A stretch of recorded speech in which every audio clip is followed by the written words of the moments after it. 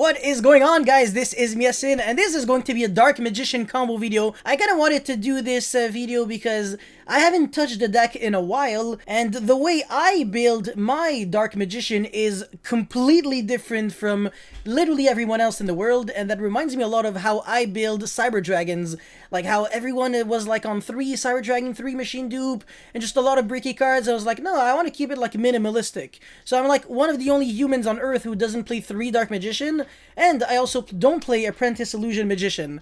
But yeah, if you want to kind of maybe try to learn something new with my approach, which actually got me a top 8 at a YCS, well, definitely make sure to do so. But before you start, friendly reminder to like and subscribe. Really motivates me a lot to keep making videos like these. Now let's jump into combo number 1, which isn't much of a combo, but rather a flow of execution. So even if your hand sometimes is absolute garbage, you don't even have an interruption or an engine going, Eternal Soul plus Dark Magician kind of gets you somewhere at least. So during your opponent's turn, end phase or whatever, you're going to revive back Dark Magician, and then on your own turn, you're going to make a Link Spider, revive it back again, and this is the play that you actually need in your extra deck. You really need to play at least 2 of could be Link Spider and or Imduk, but you need 2. So if you're only on 1, this isn't a combo. It's not an option that you might have the ability to do. So yeah, this is just one of the only noteworthy things to do. But yeah, when you go for Anaconda, you can make Dragoon by sending Red Eyes Fusion and then going for Dark Magician and Red Eyes Black Dragon. If you don't have access to Red Eyes Fusion, this is still a combo that you have the ability to do, because you can actually send Magicalized Fusion by banishing Dark Magician and Imduk, but the best way to do it would be, you know, by sending Dark Magician, so you don't have to empty out your grave, and Eternal Soul is still on the field. Really, really, really nice. Let's get into combo number 2 now. Okay, so usually when you see combos that involve Magician Souls, it's funny because it always has the ability to either be really bad or extremely good. And yeah, I mean, Magician Souls is a card that does offer you the ability to draw additional cards. But yeah, anyways, Magician Souls plus Soul Servant is pretty nice. It already kind of combos in a way. So yeah, you can draw 1 card without even having to rely on Magician Souls effect. And then you go normal Rod effect.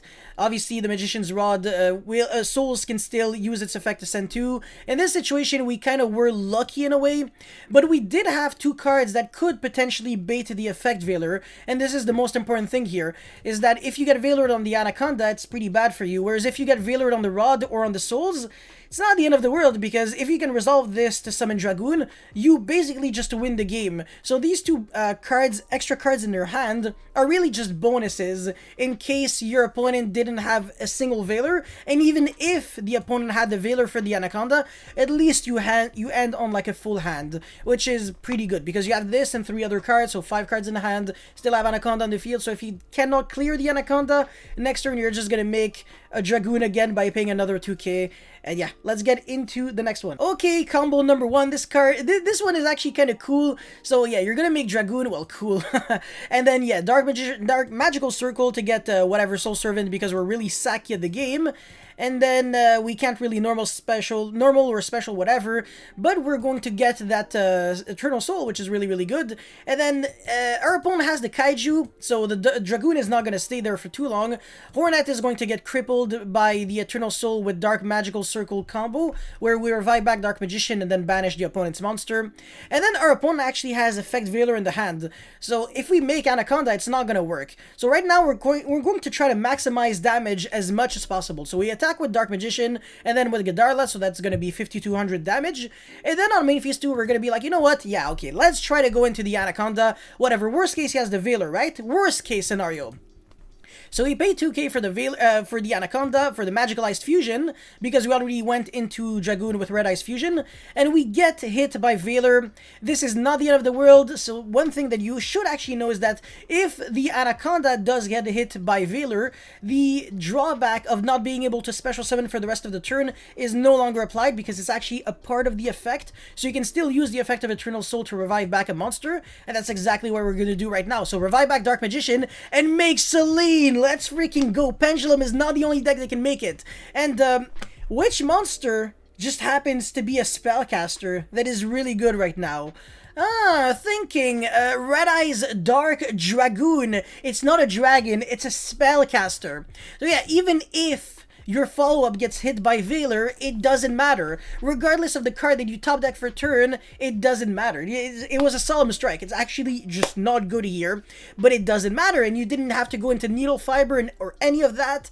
So I'm pretty sure that this combo was, yeah, I mean, as clean as it gets, really. It's really, really nice, and that's pretty much it for this combo. Let's get into flow of execution this time. Not really a combo, but this is something that every single Dark Magician player should know. Let's get right into it. Okay, I'm going first as the Dark Magician player, and my clone is going second, so Ash, Valor, Fractale, Tenki, and Keras.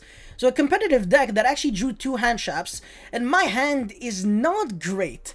I have Rod, Imperm, Called by the Grave, Solemn Strike, and Valor as well. So what's gonna happen? Obviously, we can all agree that the main play here is go normal summon Magician's Rod. My opponent is going to hit me with the Valor, because Valor only covers monsters, whereas Ash could maybe be used on spells and traps, so this is the correct move.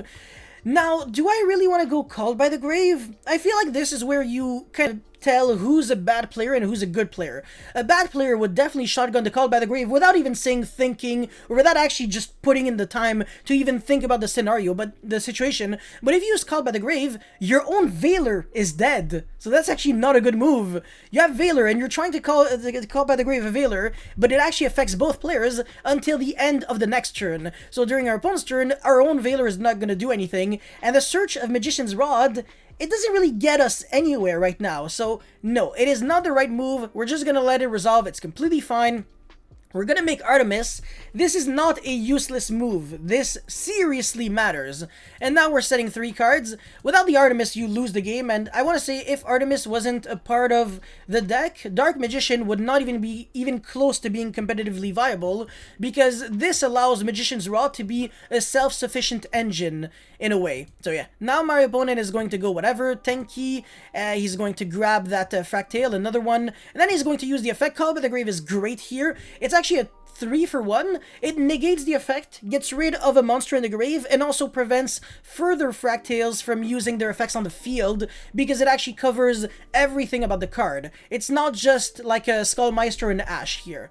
Really, really good. Or a Solemn Strike. Called by the Grave is actually better than a Solemn Strike in this situation, and since we use the Spell or Trap on Resolution, we can tribute a Spellcaster, recycle back Magician's Rod. So again, this is the reason why Artemis is absolutely mandatory in your deck. Now at this point, our opponent is going to go Keras, discard the kit, then send the Nerval, and then search for what is it going to be, a kit again. He's going to use the effect. At this point, the Valor is live because we use Call by the Grave on the Fractale and not the Valor. So we get rewarded for playing correctly. We still have Imperm and Solemn Strike. So which one should we actually use? Well, first of all, he's going to attack us for 3,200 damage, playing really well by not going straight into the Link 2 and then use the effect. Then, obviously, the Fractale is negated, but even if it wasn't, no cards in the grave, so he wouldn't have been able to use its effect. Now he's going to go for the Link 2. And do I want to strike the summon, or do I want to Imperm the effect? I obviously want to Imperm the effect, because Solemn Strike actually counters more than just monster effects on the field. It also counters hand traps, so it allows my Magician's Rod to be a guarantee follow-up, which is very important, sorry. So yeah, now we're just gonna Imperm the Fenrit, and he passes with an Ash in the hand, which is still very, very good. And now this is super important. We draw Upstart Goblin. Again, a bad player, what he would have done would be Upstart Goblin to draw 1 card, and then if it's a bad card like another Solemn Strike or something random, you probably lose the game. But no, we're not bad players, so we're going to get hit by the Ash here. Solemn Strike is going to get take care of that, and then we can go Soul Servant, get that Magician Souls, and then draw 1 card, and then Magician Souls, send the Dark Magician. Now, I actually would have sent Dark Magician Girl if it was part of my deck list back then, but as you're going to see in my testing video and my deck profile, Dark Magician Girl is in my deck profile, but it wasn't in the majority of my replays until the very end. But yes, Dark Magician Girl, the reason why it's so good is because when you go Soul Servant and Anaconda to send Red Eyes Fusion to Foolish for Dark Magician, you actually end up having 2 spellcasters to draw 4 with Red Eyes Dragoon. But just for the sake of this video, I'm going to show you what the worst case scenario still gets you. So yeah, now we're going to make Anaconda, and then we're going to pay 2,000 for Dragoon, and this is probably the biggest turning point that, again, for the 10th billion time, kind of makes you understand the huge difference between a very bad player who gets rewarded for just being lucky and someone who's good and constantly makes good decisions. the right move here, what do you think it is? Is it gonna go into battle phase and then attack? Is it gonna be use the effect of Dragoon to pop and then attack? Seriously, what is the proper play? Let me know in the comment section below. I know the answer. The proper play is actually to crash Anaconda and the Fenrit, and there is a specific reason why you want to do that. But anyways, we're gonna go Soul Servant to draw 1. It's a garbage card, Solemn Strike. Yeah, it cannot be used since we have 1300 life points and it pays 15. So we're actually gonna crash the Anaconda and we're down to 200 life points. And the reason for why we're doing that is because we actually don't want to die to our opponent randomly top decking Fractale for turn and then go attack over Anaconda. That's a way that people have managed to lose unlosable games.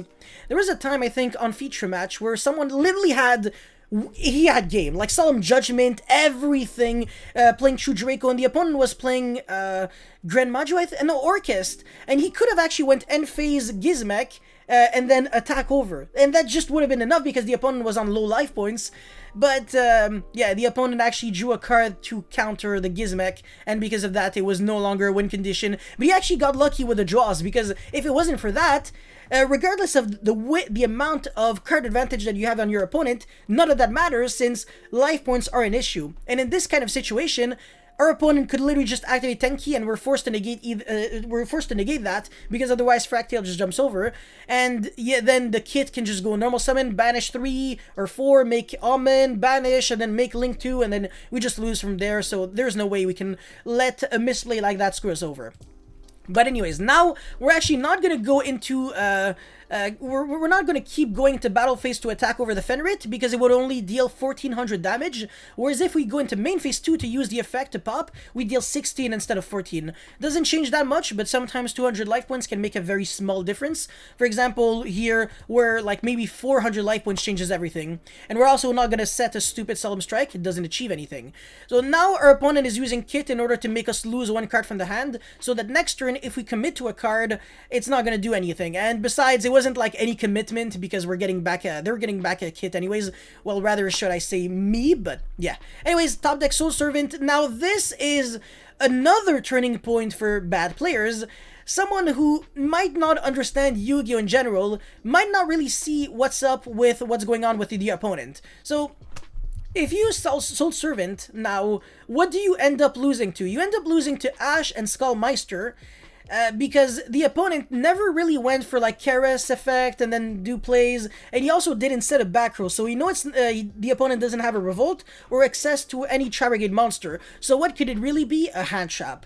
So why would you make yourself lose to a hand trap for absolutely no reason? Because the Soul Servant here really isn't doing that much. We're basically using a card from the hand just to draw 1 other card. Again, if we had access to Dark Magician Girl, would have been slightly different, but we still would have lost the game, because if we got hit by an Ash or Skullmeister, would have been game over. Dragoon can only negate when we have a surplus card in the hand. But yeah, normal summon Kit, banish 3, negate, and then the opponent passes.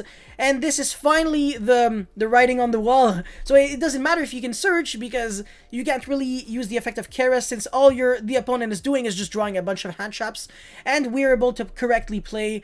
And finally, we win the game. So yeah, this is how you do it, man. Dark Magicians, very technical deck. You get rewarded for playing perfectly, but you get punished for not being perfect. But yeah, anyways, that's pretty much it for this combo video. I really hope you guys were able to enjoy and learn a thing or two. If you did, make sure you leave a like, a comment, and a subscribe. It would really motivate me a lot to keep making videos like these, and I'll see you next time. Peace.